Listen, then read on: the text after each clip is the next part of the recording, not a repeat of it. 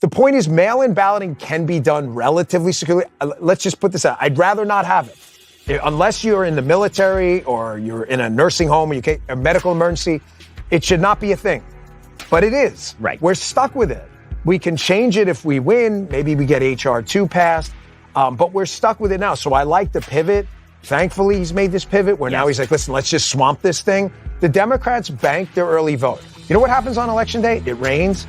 People's kids are late for school. Someone gets a fever. That's about 1-2% of the vote that doesn't show up because of some environmental anomaly. The Democrats don't have that problem. If that early voting starts tomorrow, vote tomorrow. Dan Bongino is a prominent conservative political commentator, author, and entrepreneur.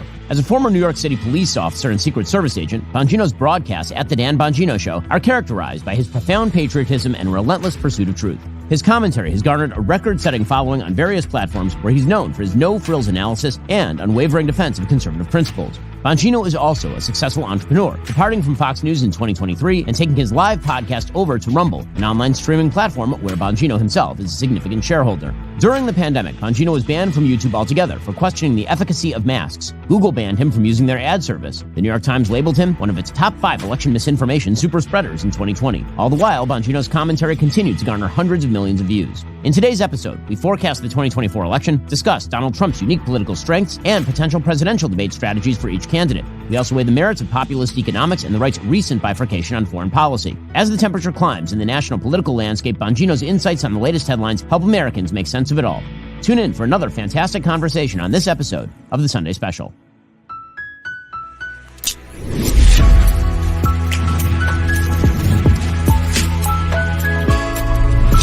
Hey, Dan, thanks for stopping by. I really appreciate it. Good to see you again. Yeah, you too. It's been a while. Last time I was in L.A., now we're in Florida. I know. Exactly. What major upgrade? Oh, yeah. I mean, it's like a free place, and everybody's nice. And I know. And the sun's always out, and in December, it's 75 degrees. You're swimming in the pool. My kids' birthdays are in January. You do pool parties. Exactly. It's amazing down here. No, it's awesome. Okay, so let's jump right into the election, because obviously that's what everybody wants to hear from you about, is what you think is going to happen in the election. Why don't we start with sort of that broad view? If you had to put money on it today, who do you think wins, Trump or Biden? You know, listen, predictions kill me because it's one of those things, like gay holes, like everybody's got one. But unless you can back it up with some data, it's kind of meaningless. I love that your facts don't care about your feelings, right? I think what everybody's kind of miscalculating about this election, I think Donald Trump's going to win. So let me answer your question first, plainly. But there's a reason. The coalition is completely different. And this is where I think everybody miscalculated. I think we can both agree you kind of saw it after 2020, and there was that whole 2021 year where there was, a lot going on. The news cycle was crazy. There was a left January 6th hysteria and all this stuff. Everybody's like, this guy's going to get smoked, forget it. And all you kept hearing about, if you go back and look, you can actually see the coverage was suburban moms and independents are going to abandon Trump. He has no shot. And then this moment happens, right? A friend of mine, you know this guy too, but he's at a UFC. And he calls me, and this is like, end of 2021, early 2022, doesn't matter, right around that time period. And he says, Dan, because you're never going to believe this, man, but I'm sitting in a green room, and he said, I'm telling you, man, the black vote is going to go for Donald Trump in big numbers. I mean, not a majority, obviously, but in big numbers. I said, what makes you say that? And I'd been kind of hearing that too, but anecdotes, single subject designs, not that reliable, whatever. He said, I was talking to a bunch of entertainers, sports figures in the green room and business people, all black. He said, and they could not stop raving about Donald Trump.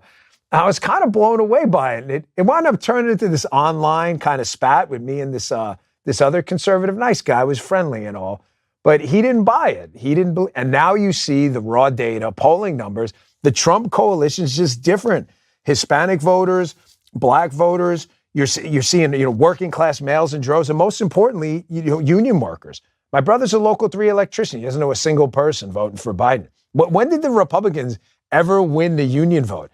And in my humble opinion, Ben, I think Trump's lasting gift, outside of the Supreme Court, Abraham Accords, and other things, I really believe this. I think his real gift to the Republican Party is going to be that he completely altered the coalition moving forward. You've been following this as long as I have. When did we ever in the past rely on black, Hispanic voters and union voters? I can tell you, never. And I think really that's going to be his lasting gift, if we can keep it. Republicans have a knack for screwing stuff up. So, I mean, what do you think that's based on? Obviously, Trump is one of one. He's a unique figure in American politics. The question of whether we can keep it is partially dependent on the fact that is there anyone else like Trump? And the answer is no. But I think there's something else that's going on. And the argument that I've been making about Trumpism since the beginning is that Trumpism is less a philosophy than a correct impulse. And that impulse is F the left. That what Donald Trump really is in a nutshell, because he's not somebody who's going to sit there and give you a 200-page tome on the American founding. He's going to give you exactly what he thinks in his most instinctive way. And mostly what he represents is a giant pulsating orange middle finger to a bunch of people who don't care about union workers, about blue-collar workers, about people who go to church. And because the Democratic Party has become the distillation of Barack Obama's philosophy without Barack Obama's personality, I think that there was almost an inevitable backlash that was going to occur. They've disconnected themselves not just economically, but also in terms of social values from the middle of the country in a radical way. Yeah. Yes to all of that. But I think the first part you hit on is critical. The big, middle finger to the establishment class, whatever that means, because it means different things to different people.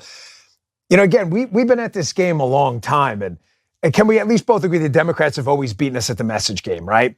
I can tell you because I ran for office. I used to knock on doors in Maryland all the time, and they used to do this little trick. People would say, Republican or Democrat, if they wanted to talk to you. Most people just slam the door, but I'd say, how about this? How about I don't tell you? How about we just talk about a few things, give me 2 minutes, and then you tell me what I am. I'm running in Maryland. It's not hard to find Democrats. I would go knock on doors in Prince George's County, largely black, very wealthy county. I'd be done after the 2-minute spiel, and I swear to you, 7 out of 10 people go, oh, you're a Democrat. No, I'm a Republican and a conservative. They were stunned. So they've just beat us at the messaging game. I mean, they can tell you how they won, right? Bill Clinton goes on Arsenio Hall, starts playing the saxophone. Everybody's like, man, I want to be like that guy. They had no idea what he stood for. Most people out there were just like, this is the kind of the cool guy. Obama, hopey changey. What did that even mean? No one knew what that meant. If they knew hopey changey meant your insurance was going to be canceled, nobody would have done hopey changey. But they did it because they're just really good at messaging. So Trump comes along. And we've had this stodgy, Mitt Romney, George W. Bush Republican Party forever, where we would go in like a methadone clinic, right? And we'd be talking about the Laffer curve. And the guys in there are like, bro, I'm like dying of a heroin addiction. Like, I appreciate that that's a thing, the Laffer curve, that's great, but what are you going to do for me? And no one could talk plainly because we just came from a different stock. It was like this Brahmin class that had never related to middle-class workers. And then the most ironic thing, you get this, Queens billionaire, who should be correct. He's richer than you and me, man. He should be so detached from the middle guy. But because he was a builder, my father's been in this business his whole life. He'll explain it to you perfectly. You're dealing with union guys, cement workers, electricians, HVAC guys, steam fitters, tin knockers every day. This guy was one of them. It wasn't a money thing. It was a talk thing. And people, like you said, were just like, he kind of talks like me. The same losers I hate, he hates. Is it a thing? Is it about the Abraham Accords? Is it about maybe to like the white paper crowd? You and I read a lot of that stuff. But let's be honest, we're voting Republican anyway. To a lot of independents, this is not a knock on them, Ben. These people work for a living. This is what we do. You and I get paid to analyze politics. People have real jobs. We don't have real jobs. It's a fake job. It is. You know it. Like, you and I get paid to do what we love. Talk about politics. But it's a fake job. You think the guy out there sitting in the Florida sun pouring concrete is reading through a 51-page white paper on the marginal effect of a corporate tax cut? He's actually doing stuff. He's the one who listens to Trump and he's like, hey, man, it's like Dave Chappelle. But Dave Chappelle said, he goes, I call this guy, what does he say in that segment about him being an honest liar? How he called Hillary out. Like, that's it. Like, everyone in politics bullshit you, but this is the first guy who does it honestly. Like, it's the strangest thing. Is the question, I think, for the Republican Party going forward is that replicable? Right? In the same way that the Democrats sort of fell for the Barack Obama model, but they didn't have Barack Obama. Are Republicans going to do the same thing? So here's my grand unified field theory of politics, is that basically everything changed in 2012. It wasn't 2008 when Obama won the first time. It was when he won the second time, because by all rights, he should have lost. He was wildly unpopular with the American public. His politics sucked. Everybody hated Obamacare. And then he basically decided to abandon the middle and run directly to his base and cobble together the coalition of the dispossessed along with some college-educated white ladies. And then he won based on that. And so that led to this idea in the Democratic Party that was the winning coalition. And it led to the idea in the Republican Party that was an unbeatable coalition because the media kept saying that over and over, right? Now they're all ripping everybody about you're talking about the great replacement theory. The people who are talking about the great replacement theory first are people like Roy Teixeira, who's on the left, talking about how the demographics of the United States had changed and now Republicans would never win another election. So 2016 happens, Trump comes out of nowhere, he wins the nomination, and then he beats Hillary Clinton, who's trying to replicate the Obama coalition. And the conclusion, because of 2012, for Democrats was, there's no way that Trump possibly could have won. He must have cheated. And the response for Republicans was, there's no way Trump should have won. He must work miracles. And so since then, we've been stuck in this sort of weird binary where Republicans think that Trump is a miracle worker and Democrats think that Trump is Satan. And we're sort of stuck there based on this the falsehood, which is that the one who was actually out of the box in terms of his political approach was Obama. And the magic of Donald Trump in 2024, shockingly, is that he is the moderate candidate in this race. If you look at him positionally, Donald Trump has grabbed the middle on every single issue.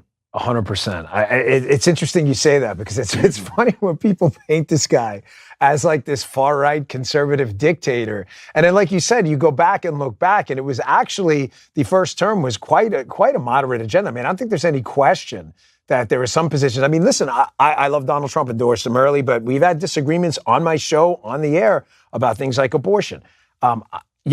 He's more of a practical guy. And as I've said about Donald Trump, and I think this is the appeal of Donald Trump, and I think this is what bothers conservatives, because you're right, we are kind of stuck in this fugue state right now. Some old school conservatives, I think what bothers them is that he's transactional. And I don't say that as an insult. Like, guys like you and me and some of these old school guys who've been in the conservative movement, me kind of conservatarian, we're really passionate about this. I mean, don't kill babies. Like, I'm not, that's like my thing. Like, I always say, like, we can argue tax policy all we want, but if you're dead, you're not really paying taxes. So that's like kind of my thing. Like, don't whack babies, and I believe it. Like, that's in my soul, man. I'm not going in front of Jesus Christ one day going, hey, I didn't fight when I could. But he's transactional. He sees everything as a spreadsheet. It's his business background. I think it's his general unfamiliarity with dirty politics. He looks at something and goes, okay, you want to save X number of babies. You're not going to get that done in this state. So how about we do this? And it's like, I think the old school conservatives, sometimes even like me, are like, but then you're like, oh, he's not wrong about the politics. Yes, right. Like, we haven't done enough political work to get there yet. I think about other things too, like the Supreme Court thing. Did he personally look at each of these people and go, oh, here's what they're going to do about voter ID and abortion and the Second Amendment? No. He's a transactional guy. He's used to delegating. He goes, hey, Leonard Leo, Federalist Society, these guys have had some pretty good ideas. And that's what he does. And maybe the Republican Party needs more of a transactionalist. And you had asked in the beginning, can we keep this going? And the answer is, I'm not sure. I mean, I'm not sure we have this great bench of people who can blend this new populism. I think that there's something else that's happening with Trump, which is really unique. And what that is when you talk about Trump being transactional, it's not just that Trump's transactional. It's that the base is willing to accept that he's transactional. So when you say Mitch McConnell's transactional, which he is because he's a politician, the entire base goes, that's sellout, that. Right? And they do the same thing with any politician, John Boehner or Paul Ryan or now Mike Johnson, anybody who quote unquote caves to the left, who's being transactional, because that's what politics requires, is the transactional. The difference with Trump is that we have such a visceral connection, the Republican base, with Trump, that he'll be transactional, but we trust him. We're like, okay, yeah, but we get that, like, he's on our side. And I think that because of that, that's the part that I'm not sure is replicable. Meaning that when I talk about the people in our industry, it's sort of fascinating. I spoke at the House Republican convention. They have sort of a big get-together every year. And one year they were doing it in Florida, is when McCarthy was House Speaker. And I got up and I said to the members of the House, listen, my job is not the same as your job, right? My job is to say what I think is true and what you guys should be going for. And your job is to get 75% of that. Right. And it's not to do my job. It's not to go on TV and say what 100% would look like and that everybody is failing because of a lack of will and spine. Generally speaking, I actually don't think the Republican Party fails because of lack of will and spine. I think sometimes that's true, but I think generally the reason they fail is because right now they have like a 2-vote margin in the House. They don't run the Senate and they don't have the presidency. Right. And when it came to lack of will and spine, it seems to me like that was more when they actually controlled all three elected branches, right? I mean, the very early parts of Trump, they controlled the Senate and the House and the presidency, and they didn't do enough of that. And that's when we should be browbeating them. But the thing about Trump that's unique is that Trump can say, yeah, listen, I'm getting to get 75%. And I'll go, that's amazing. He's getting 75%. That's awesome. And I know that if he could get 100%, he would. Yeah, but I think your analogy there, you got me thinking, which, happens a lot when you make a really good point. The McConnell thing, you're right.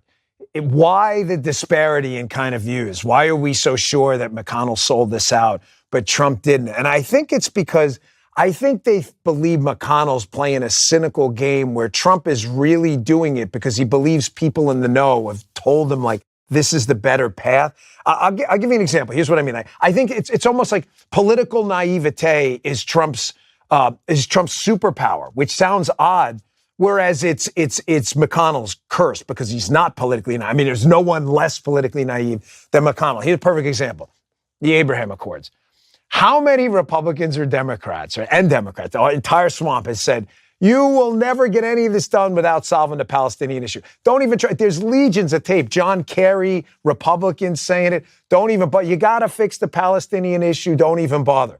Trump comes in because and I say this like in a laudatory fashion, a compliment, and he's politically naive about it. He's like, that's the way it was done. Like, I don't really buy that kind of BS. Like, I'm going to do it my way. We're going to put a spreadsheet down. Here's a number of people I'm going to get on board. And then he does it. And everybody's like, oh my God, he did that. We weren't supposed to do that. Well, why weren't you supposed to do it?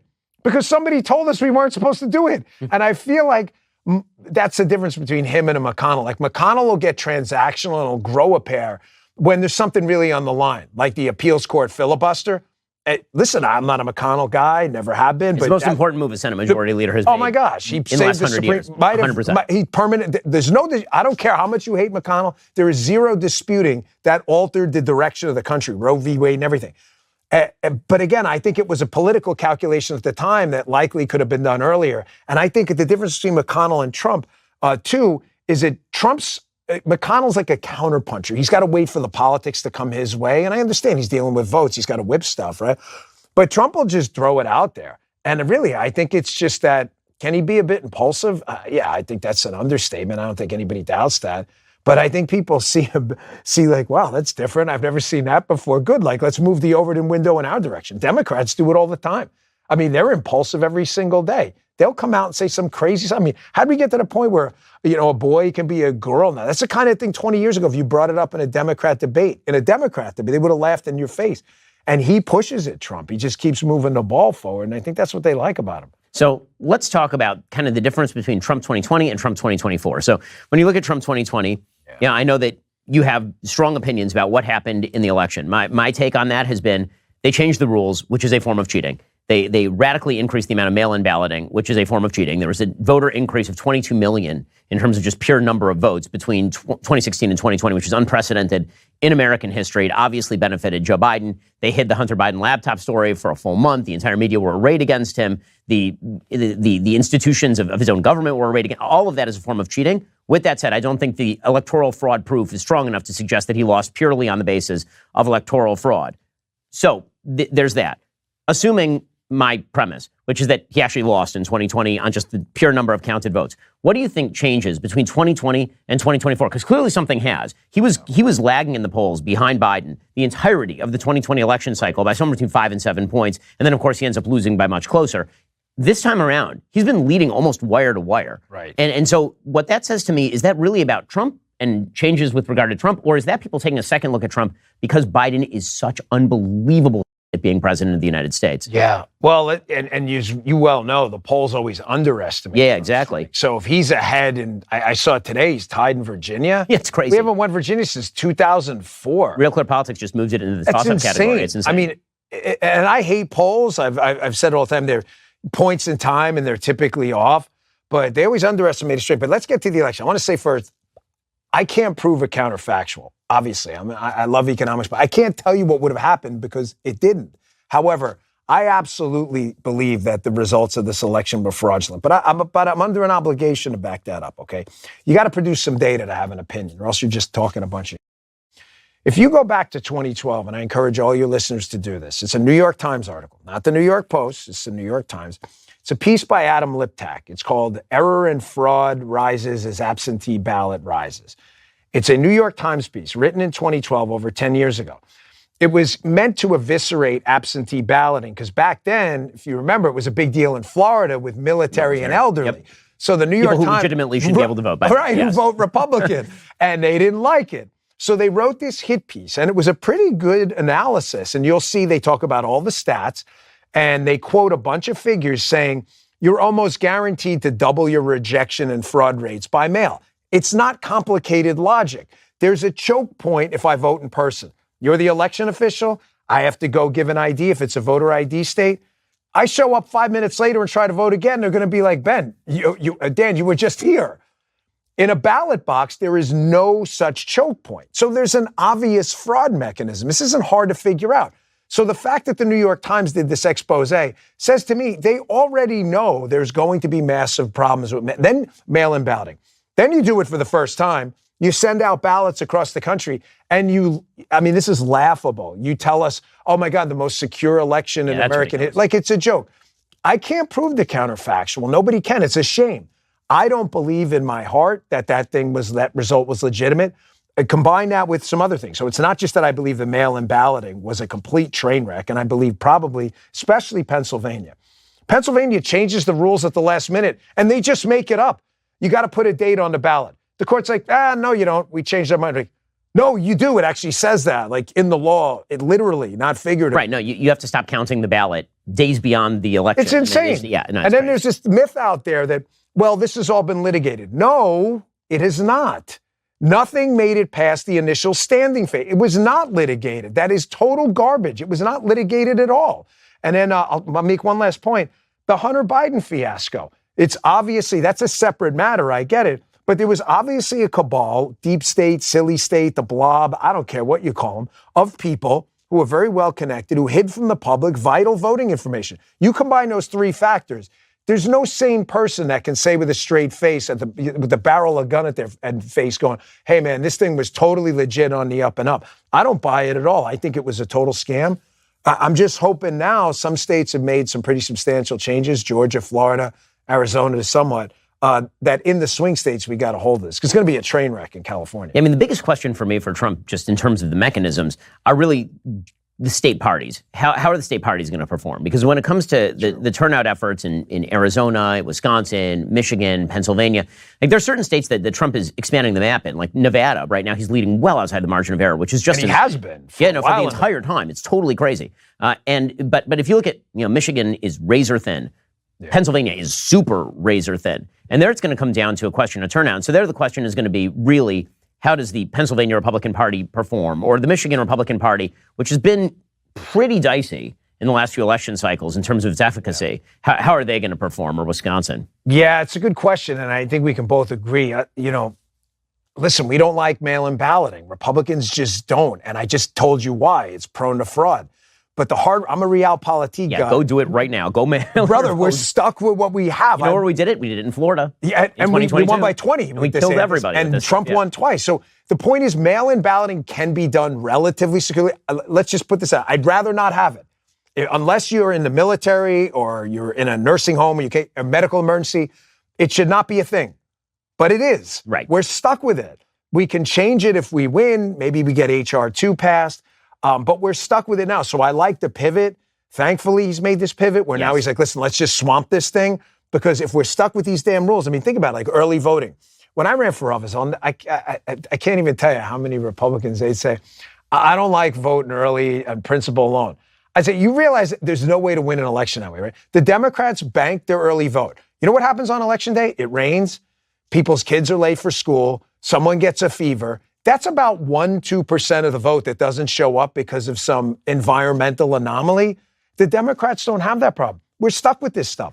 Can we change it? We can. Do I want to change it? Yes. But I live in the real world, not the world I want. And I'm glad they pivoted on that. They got to swamp this thing and bank. If that early voting starts tomorrow, vote tomorrow.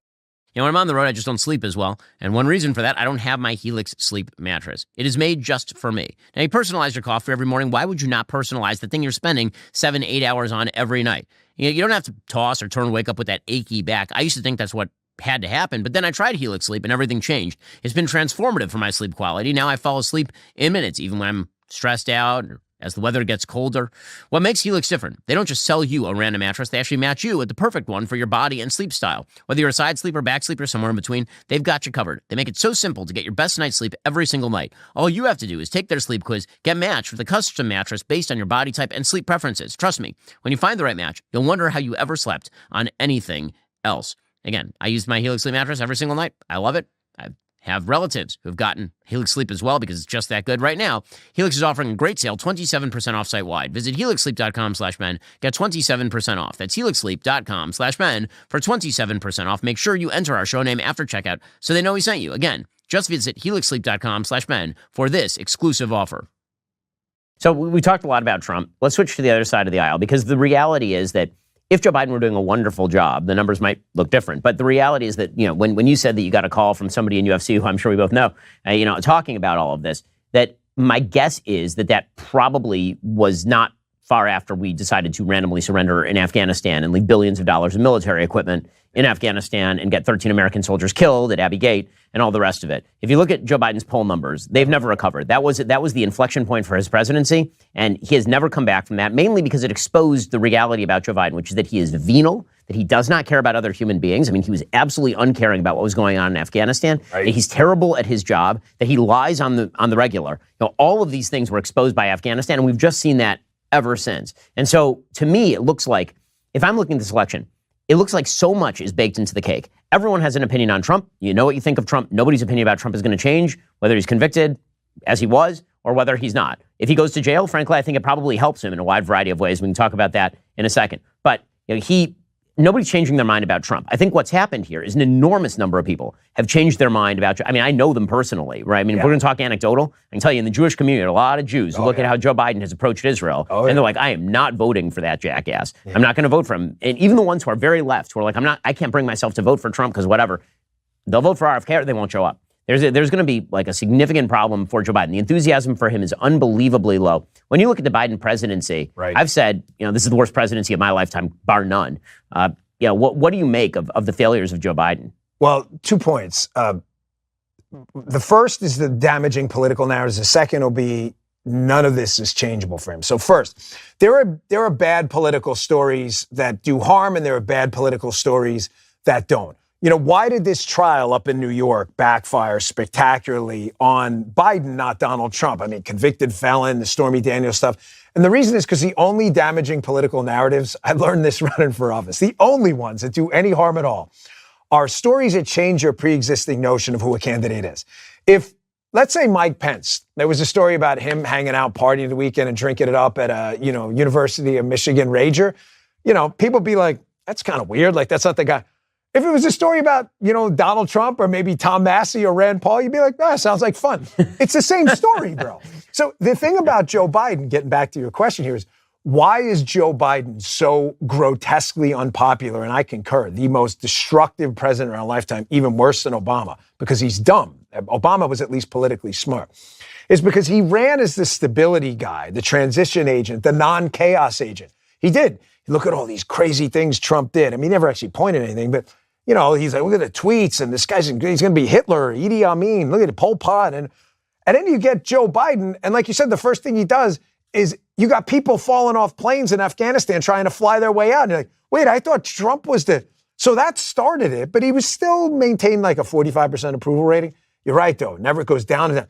Then inflation. Like, wait, I thought, again, you were the stability guy. My money's not even stable. I can't even buy bacon anymore. Like, what are you talking about? So the destructive narrative, and then he runs also as this kind of avuncular, grandfatherly figure, right?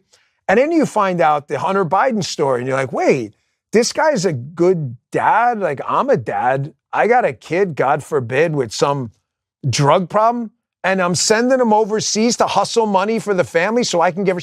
I'm sorry, brother. I'm not buying the good dad drill. Good dad. Get your kid get him out of Ukraine and Burisma and put him in some care. Are you kidding? So every one of the stories starts dinging at his credibility till he's down now to the 30% approval, 35%. And those people, I'll make a strong case to you, are the hard left. They don't really approve of Joe Biden. They know he's dumber than Obama. You got to remember, Joe Biden is the president Barack Obama always wanted to be, but was too politically smart to become. Don't ever forget that. Obama wants to be Joe Biden, not the other way around. He does. Biden's just too dumb to say no. AOC and the squad come in, they're like, Israel sucks, Gaza sucks. Every day he changes his mind because he's too stupid to have a position. But the problem he's going to have on the second point here is none of this is changeable. He's only getting older. He obviously has some cognitive frontal lobe dementia if you just look at him. None of his policies are changeable. The economy's not going to turn around. The Middle East isn't getting any better. They still haven't completely sealed the deal. Russia's been making advances in Kharkiv. What is he going to change in 3-4 months? There's no political trajectory that turns around for him. And that's why I'm optimistic. But, any red wave talk, I ban people from my show immediately. Yeah, exactly. Because we made that mistake in the midterm. So that brings up what Trump's going to do in the debate with Biden. So my advice to Trump has been, just don't do what you did in the first debate with Biden, right? Just let Biden talk. The recipe for success with Joe Biden is make him speak for a particular length of time without a teleprompter. Right. And when he's in debate, if Joe Biden does the anyway and then just kind of fades away, then Trump should say, Mr. President, you still have 30 seconds on the clock, go for it. Yeah. And then he should just be urging more talk from Joe Biden, because the more you see of Joe Biden, the more he makes you very, very nervous. Yeah. And when it comes to President Trump, listen, we all find him entertaining. We've already baked into the cake our perception of him as far as who he is personally. But the perception that can change about Trump, and that people keep wanting to change about Trump, is that at some point maybe it'll just get a little less nutty, right? Like if it just gets a little less nutty, like take down kind of the volatility and the colorfulness, like 15%, and he's president forever, Yeah, I get it, but I worry that that's the appeal. That so many people out there who are not us see that. Like my brother's a perfect example. Like I said, local 3 electrician guy, never voted for a Republican in his life, and that's the appeal. I get it. I understand. I've had this conversation with a bunch of people about it. I don't think at this point anything's going to change. Like you said, it's baked into the cake. But on the debate front, I think Donald Trump, yes, has to let Biden talk. You're 100% correct. The more he talks, the more Pandora's box opens up. It's a disaster. I think, though, Biden has a real Achilles heel. If you watch him in debates, this is not the guy who debated Paul Ryan years ago. I got to tell you, I was kind of stunned. I was expecting Paul Ryan to kick his ass in that debate. And Biden lied the whole way through it, but he lied really well. You were like, wow, that's impressive. This guy lies really good. I mean, he was like a Jen Psaki level of lying. I was like, wow. Like, slap on that joker and just go for it. Yeah, we were stunned. I remember I was sitting up in New York watching it. He's a different guy now. He's got this anger issue. It's a serious anger issue. He can't seem to control himself anymore, especially when his son is brought up. So I think what Trump should do, and I've said this repeatedly, even to him, is they need to bring props. I'm not talking about like a big rubber ducky or anything. He needs to pull out a copy of that check, that $40,000 check. Be like, Joe, it says Joe Biden, right? $40,000. Where'd it come from, Joe? Explain. He'll lose his mind. He clearly has no emotional control anymore. I think Biden agreeing to the debate was a really, really awful idea. I think it's the last straw. I don't see him being the nominee. Wow. I don't see him being the nominee. I see less than a 50% chance. Obviously can't predict the future. However, the Democrats know this election is too important. There's some big money that's sitting there on the sidelines waiting. I think they watch this first debate. If it goes bad, which it can, but who knows? State of the Union, I don't know what the hell happened with him. Who knows? I ain't even getting into it. But he gets up there, the State of the Union. It's a horrible speech, but it's not, like by Biden standards, it's okay. He didn't fall over. Yeah, he didn't fall over. He didn't die. There weren't that many, stuttering or stammering or anything like that. If he shows up, and we set the bar so low, like we're doing, you always run the risk of like, oh my gosh, look, he did so well, because you expected a 1 and you got like a 1.2 or something, Yeah, no, I think that's right. I think that's why I would urge President Trump to stop talking about, quite how senile Joe Biden is and how he's going to kick his ass in the debate. Because once you set those expectations, it's actually a real problem. The other thing is that what Biden wants to do, Biden's game plan going into that debate is going to be make Donald Trump, suck him into talking about 2020. Because if that entire debate is about 2020, then Biden does well with that. Not because whether he won, whether he lost. If people think that all Trump is fixated on is 2020 and January 6th and all of this, that's not stuff that most Americans want to hear about. They want to hear about what happened in the last 3.5 years under Joe Biden. And I think that Joe Biden actually gave him a gift with the prosecution in this way. I think that if he says, you wouldn't leave office and you tried to overturn the country and the Constitution and we haven't had anything, he should say, Joe, I may have done a lot of things, but one thing I didn't try to do was jail my political opponent. Reframing. I mean, it's a standard debate tactic you would learn in Debate 101. is you take an argument thrown at you. You know what I would do? I would use that old, what is it, the British debating method. Here's what I would say if I was Trump. I'd say, Joe Biden's going to tell you X, that Right. I am a Nazi and a fascist and a wannabe dictator. That's what he's going to do. That's why when he says it, he looks like a tool. And you say, but let me just, let's put out this kind of predicate argument. Here's what Joe Biden did. And he goes through the list of names. George Papadopoulos, Carter Page, Steve Bannon, Peter Navarro, Mike Flynn. What do all those names have in common? Those are people who committed no known documented crimes, but found themselves under an extensive deep state Joe Biden team-led investigation. Matter of fact, it was Joe Biden who recommended the Logan Act against Mike Flynn. I forgot about that. That's so crazy. So who really is the dictator? And Joe Biden's so not mentally there. He'll forget that just happened, and 5 minutes later he'll be like, let me tell you who the dictator is, and it'll look like a complete buffoon. But it's clearly Biden who has really taken the presidency and really embarrassed us. I'm not talking about mean tweets. I'm talking about just a double-barreled middle finger to the Supreme Court. I mean, just the Colangelo leaving the DOJ. This is just unprecedented. The third world Kim Jong-un's taking notes, stuff like, wow, it's pretty cool. Maybe I should try that. I mean, he's embarrassed Joe Biden, beat him to the punch, you know? So when you look at, who would replace Biden, you suggest that he's not going to be the nominee. The problem I see is, who the hell do they get? The only person who everyone on the right is afraid of is Michelle Obama. Everybody else, I feel like, Trump beats. But if it's Michelle Obama and they pull her somehow out of the wings and she's playing Oprah Nouveau, listen, I think that she's vulnerable as a politician because she is a deeply radical human being, much more radical than Barack was in writing theses at Princeton about how she was a victim of racial discrimination at Princeton. But, do you think that they can pull her out? Or is it are they really going to depose the old man for the least popular vice president in American history, for Kamala Harris? Well, listen, she has to leave voluntarily. The left has boxed themselves in. I call it my cannibalism theory. And it's the idea that guys like you and I ignored cancel culture leftists a long time ago, but there's power in it. They enjoy it. So they had to start feasting on their own because there was nowhere else to go. That's why you see entertainers getting beat up by it now. So this cannibalism theory applies to that. They boxed themselves in with Kamala Harris. Joe Biden made crystal clear it was valuable to have a black woman as vice president. What's he going to do now?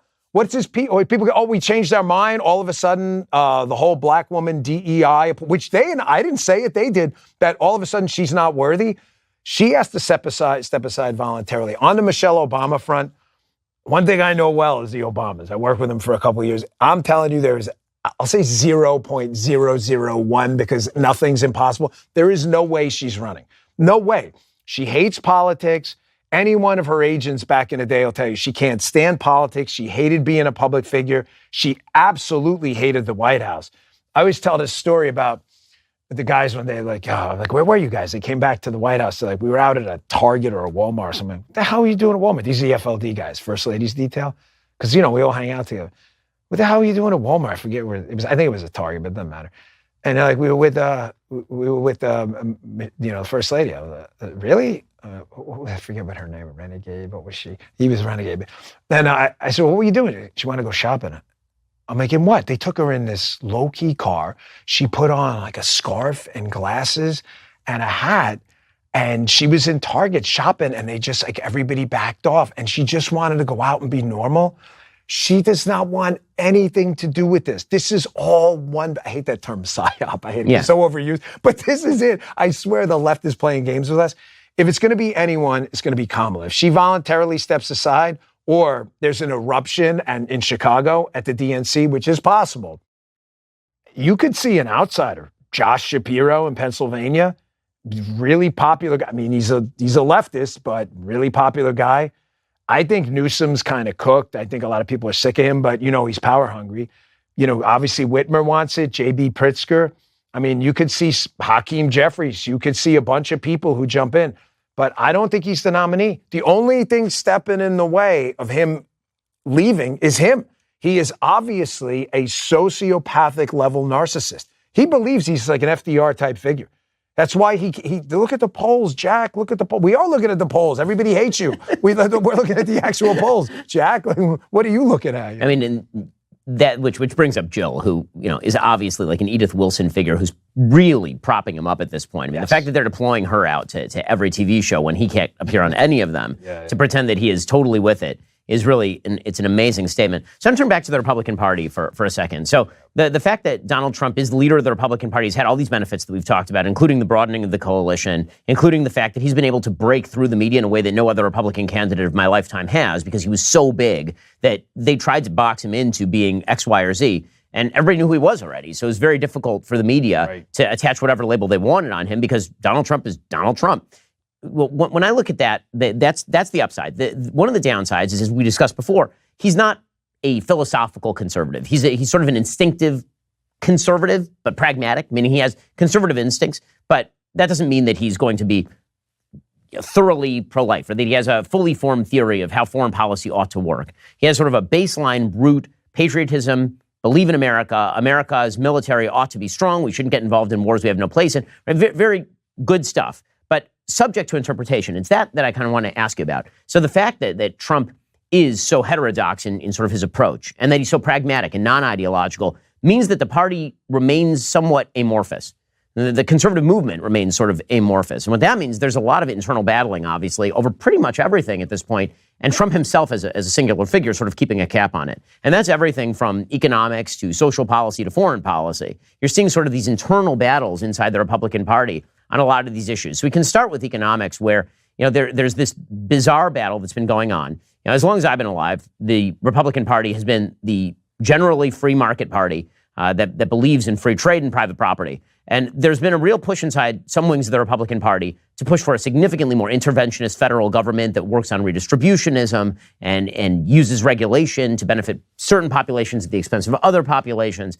And it's been called economic populism. But Trump has been on kind of both sides of that debate. He likes the free market, but he's also been the same guy who says we should never discuss Social Security or Medicare or Medicaid because that's a political loser. So how do you see that shaping up in the post-Trump era, whether that's, a year and a half from now or whether that's 5 years from now?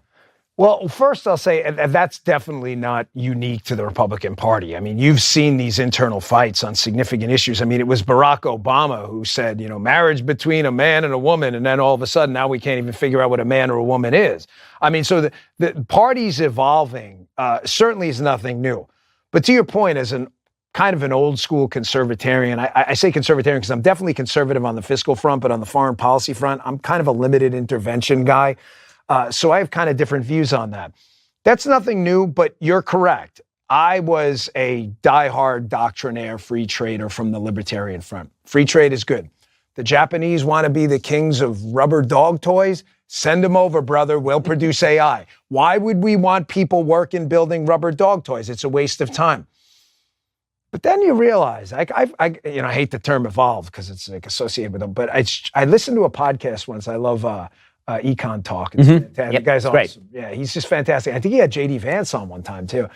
And they were talking about how, ever since China got admitted to the WTO, they used the rubber dog toys to build nuclear weapons to kill us. So would you do that if there were two islands of people and you just divorced all the politics?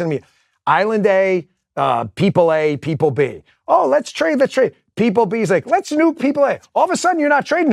You can talk all the free trade crap you want. And that's where I started to evolve my views. I'm not a tariffs guy. They're paid for by us. However, it can be used as a strategic weapon if you're dealing with the threat of a hypersonic missile attack. And I've evolved. And believe me, that's not because of Trump. This happened through a J.D. Vance podcast way before Trump. So I think he kind of sees that in a transactional way, like, okay, these guys want to kill us. Yeah, make them pay more. I get it, we pay more. What does bother me, though, with this populist streak of economics is you are correct. Entitlements will bankrupt us. It's a matter of simple math. It's not my opinion. The math doesn't lie. I don't really care what anyone's opinion is. They will bankrupt us. And if someone doesn't tell America the truth, and we haven't been, we've been lying about it forever. And it's not just, people who are maybe MAGA or Donald Trump or anyone else who's like, hey, we got to leave this stuff alone. There are a lot of Republicans who will just, it's the third rail. They won't touch it. We have to look America in the face and go, hey, listen, you're a senior. I get it. The government made promises. Your whole life's been earned. You're done working. We got to make it right for you. We have to. It's our obligation. Okay. I've got an easy life. the biggest problem in America right now is obesity and the size of your flat screen TV. You guys fought in World War II. You guys actually did, like, I don't even have a real job. I talk for a living. We'll take care of you. But to this 50 and younger generation, we've got to be straight with them. And that's a part of the Republican Party we can't fold on, because you will be bankrupt. At some point, you are going to have some monetary fiscal crisis that is going to make the Great Depression look like romper room. You can't keep issuing voluminous amounts of debt and say this is worth something. I mean, this mug has a purpose. You can drink from it. The paper doesn't, unless you're using it for fire. The minute someone believes it doesn't have value, it doesn't. And that's the streak of the party, that really bothers me, is that we got to get back to telling people the truth.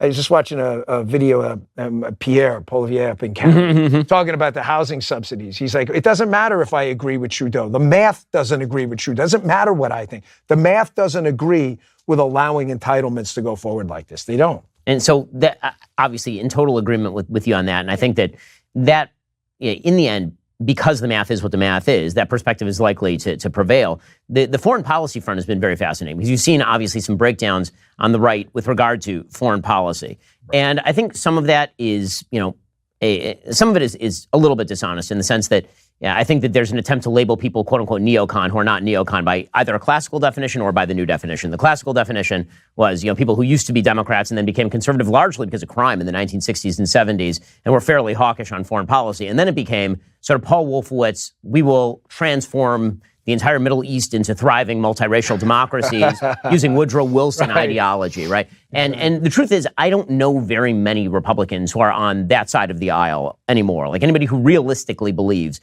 that it's the job of the United States to go transform a tribal land like Afghanistan into a thriving democracy. I think that the real sort of battle that's happening inside the Republican Party right now is more about, what are the actual interests of America? And what I see sometimes is a willingness to ignore that question almost entirely in favor of sloganeering. And that I find problematic. So, we'll take the case of, say, Russia, Ukraine. So I can see an argument to be made about, what level of support is necessary to provide Ukraine with the weaponry necessary to repel further Russian advances. I've also been making the case since probably April of 2022, when a couple months after the invasion first began, that the best possible outcome was going to be a hardening of lines in Donbass and Crimea, because the chances that Ukraine was ever going to take back that territory were incredibly low. And so the United States might have to actually just foist that solution on the region by giving certain security guarantees to Ukraine, telling the Russians they better stop their and now let's just harden the lines where they are. And that's presumably where eventually all of this will end.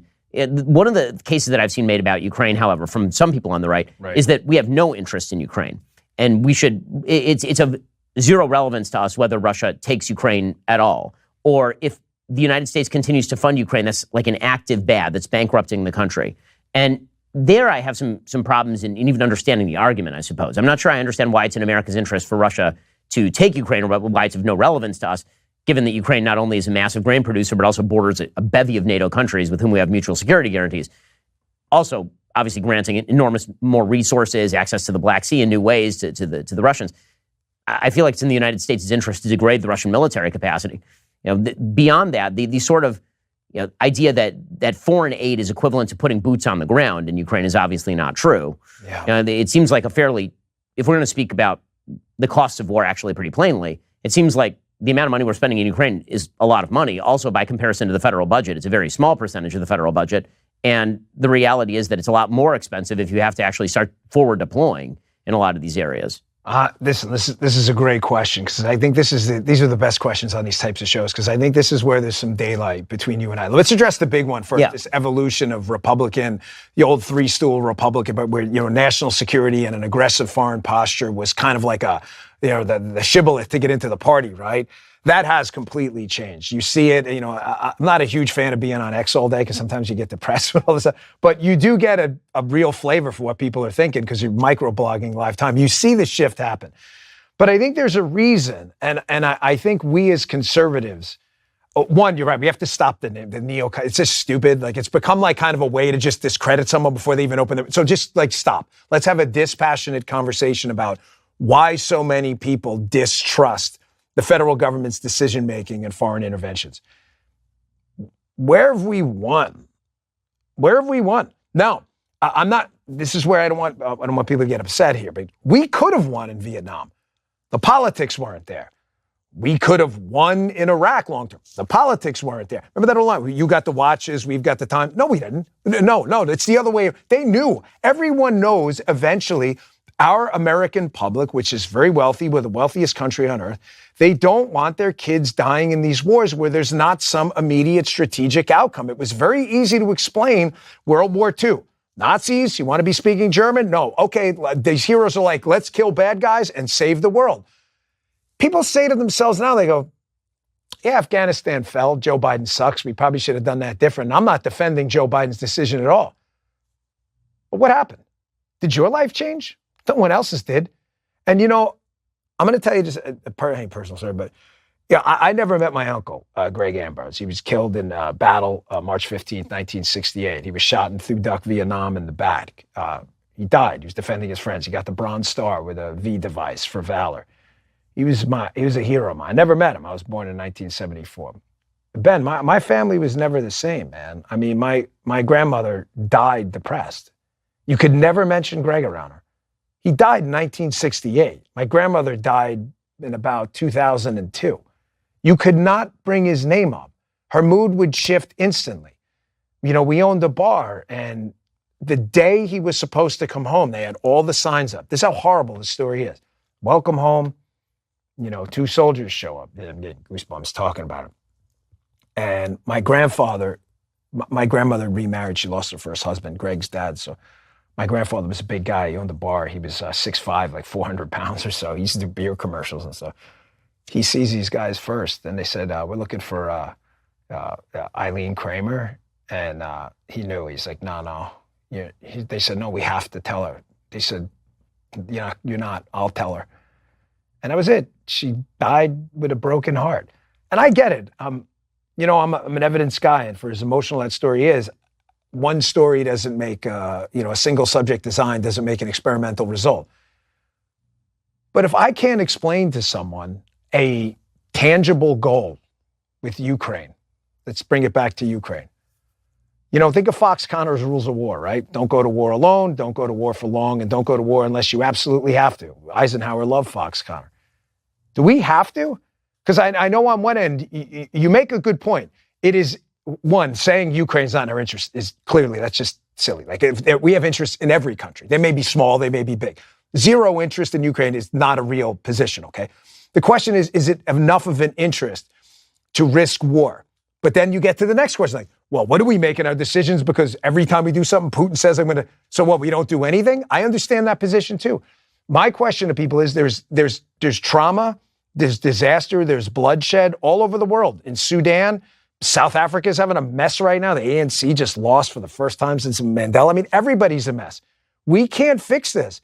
And what if they totally forfeit Kharkiv, portions of Ukraine in the east? Crimea is obviously gone at this point, and their ports in the Black Sea. If I can't explain to you how that materially changes your life, I'm the commander-in-chief. I'm sorry, but I can't make a good case for a prolonged interest. I have no problem with intelligence sharing, but attack them, send them into Russian soil, which could escalate. And okay, they escalate. What's next? Everybody talks about, what if Russia wins? It's going to be so bad. Yeah, Putin's a terrorist. That sounds like real. But what if he doesn't win? And some psycho takes out Putin because Russia starts losing. And now I'd rather the enemy I know. Nobody who articulates this view of what this Ukraine war looks like tells you what an actual win looks like. I don't mean Russia. So I totally agree with that. And in fact, one of the critiques that I've made of Joe Biden is that he has never defined what victory looks like. In fact, what he has said is basically Ukraine will define what victory looks like. And then Ukraine says, well, what victory looks like is 2013 borders, not 2015 right, borders. Exactly. But I think that the kind of the kind of I would say middle of the road Republican position, to be fair, would probably be no troops on the ground, which everyone agrees with, no actual American military men or women in harm's way, funding Ukraine necessary to prevent the continued takeover of Ukraine by Russia with an eye toward the off-ramp for a negotiated settlement that, again, allows Russia to probably take some level of win that Putin can go back to his people with. You see, and but that puts that's a pressure on strategy, Zelensky. though. No, I totally agree. If Joe Biden would say that, and I get it, like he's got to be careful. You know, what they say, making love and diplomacy is best behind closed doors.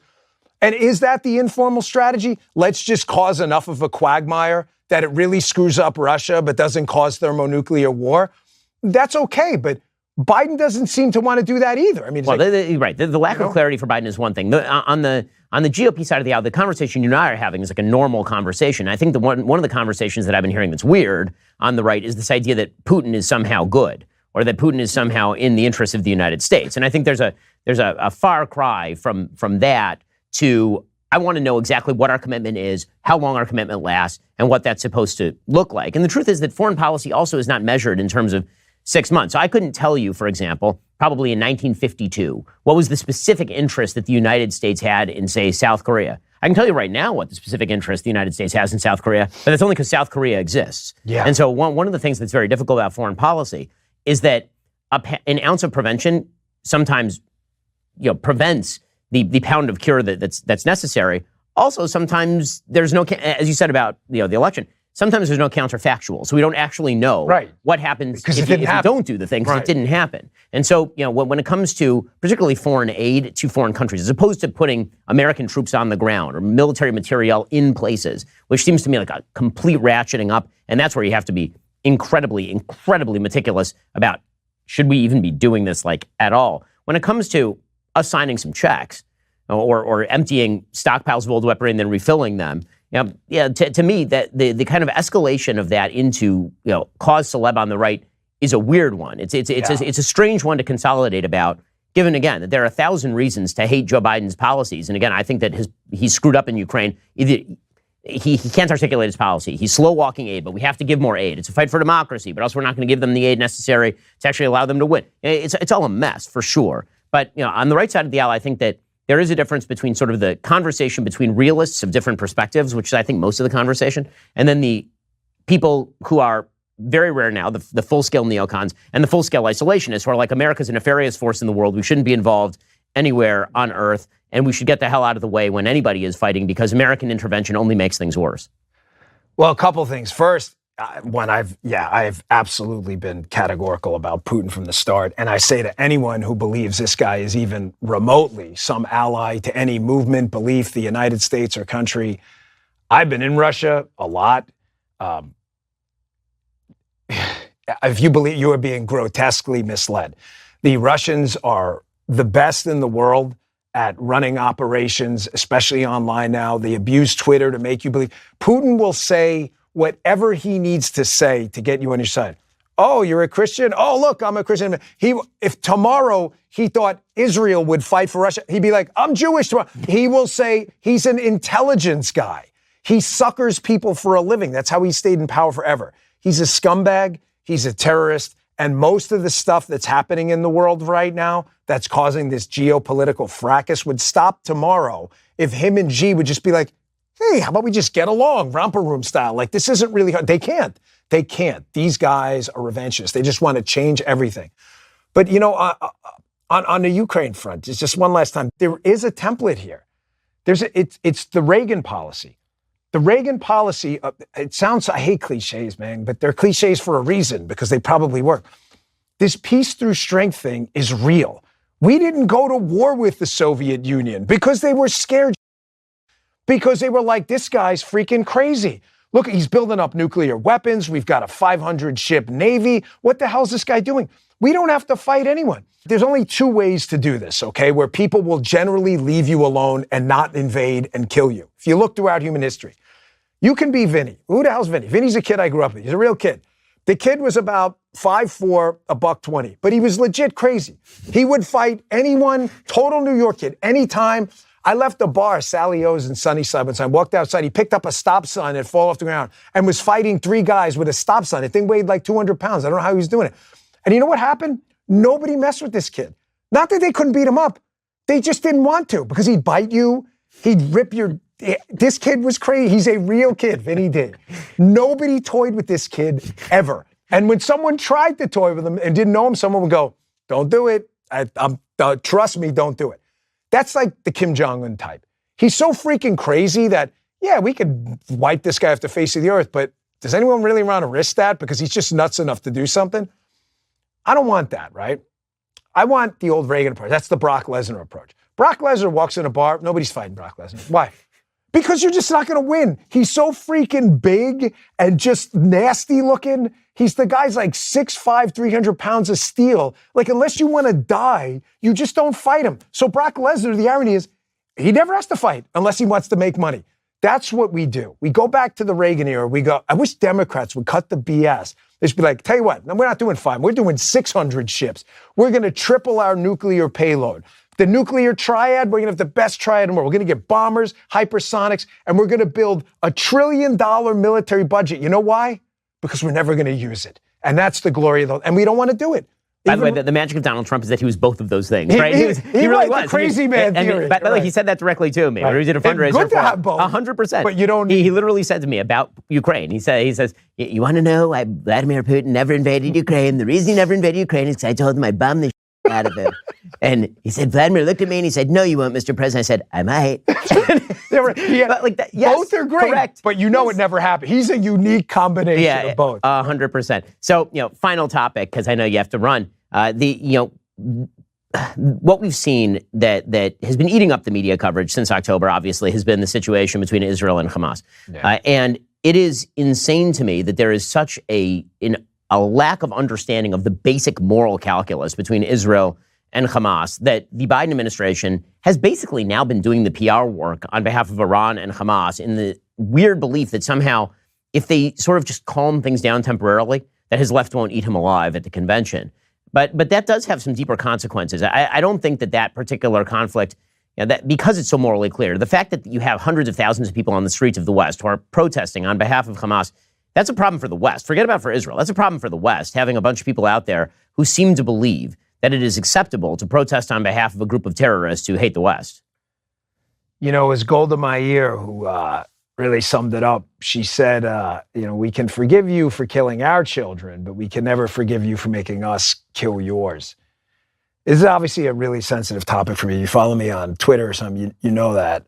I spent a lot of time in the Middle East, a lot. Jordan, Abu Dhabi, Saudi, Kuwait, Israel. And, when you're over there with the Secret Service, like there's no one protecting you. Like you're it. Like you're out there in advance. You're protecting yourself. So it was a really transformative experience because I'm not sure. There's so many people with opinions online that are, about this who know absolutely nothing about it. It's really infuriating to me. Go over there. I'm all mad. You know what? You want to kill Jews. You hate Jews. I'm never going to talk the crazy out of you, but just go. Go visit Jordan or something. I was doing this advance once for the First Lady, and I'm driving from Amman to Petra. It's like a 3-hour ride on Desert Highway every day.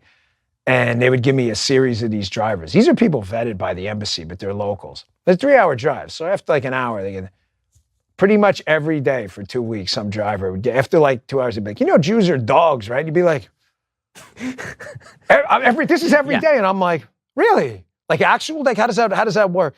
And then they realize you're not, I didn't mean it because I don't want to get fired. And I'm thinking, I've never seen anything like I've never seen a group of people, so many people want to kill. For reasons they can't, everybody wants to kill them. There's no real explanation for it. They're banks or something. Which one? Like Bank of America? I don't understand. No one has an explanation. And then you see this Hamas thing. Clear as moral clarity cannot be clearer. Savages rape women, kill people, cut their breasts off. And then there's like women dancing at a festival. What kind of dumb do you have to be like, I don't know, this guy's got a point. Like, what point do they, this is not an art, this is not real. Okay, I get it. There are even disagreements with Israel about their internal politics. Some people like Bibi, Benny Gantz. I get it. Whatever. You do. The Supreme Court thing was it was a huge deal. The lefties, I'm not talking about it. I'm talking about basic humanity. 1947 to 68. Who had the West Bank? Oh, the Jordanians. How come there's no Palestinian state? The answer is because the Arabs hate the Palestinians too. They can't stand them. Egypt tomorrow could evacuate all of Rafah. Hey, come on in.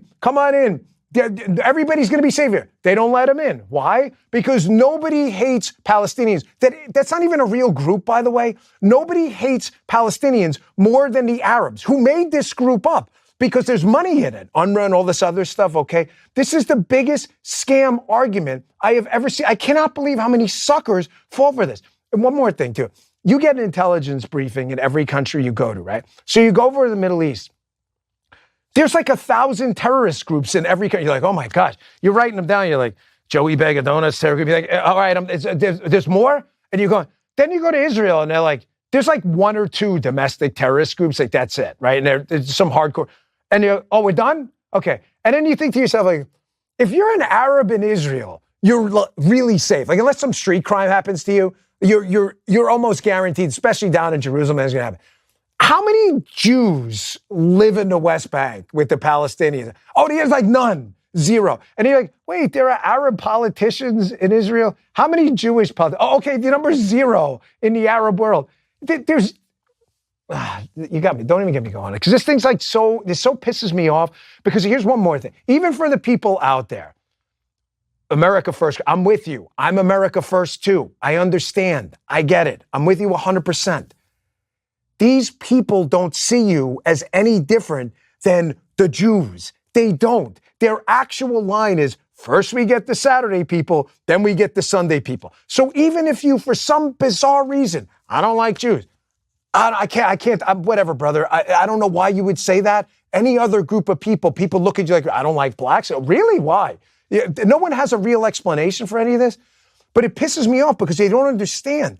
They're coming for you next. Nothing's going to save you. You're not going to be like, no, on Twitter, I called someone a Zionist shill. Okay, put your head in the guillotine. They're going to cut your head off, dude. They hate you. They don't give a shit. They hate Christians. You're not their friend. They are using you. And I cannot believe how many suckers fall for this. Anti-Semitism is inexcusable. But even as a practical matter, even if for some bizarre reason you hate X group of people, these people will kill you and your kids and in a heartbeat, and they'll throw them in a shallow grave and piss on you. They hate you. You have 0 worries over in Jerusalem or Tel Aviv. You will not be killed unless it's by street crime. I dare you to go over there. Hey, I did a podcast on how much I hate the Jews. Really? Right off the roof. They hate you. I'm sorry. I know. I'm obviously agree, but that tends to happen when you're sitting with Dan Bongino. Dan, thanks so much for stopping by. Really appreciate it. It's great. Appreciate it.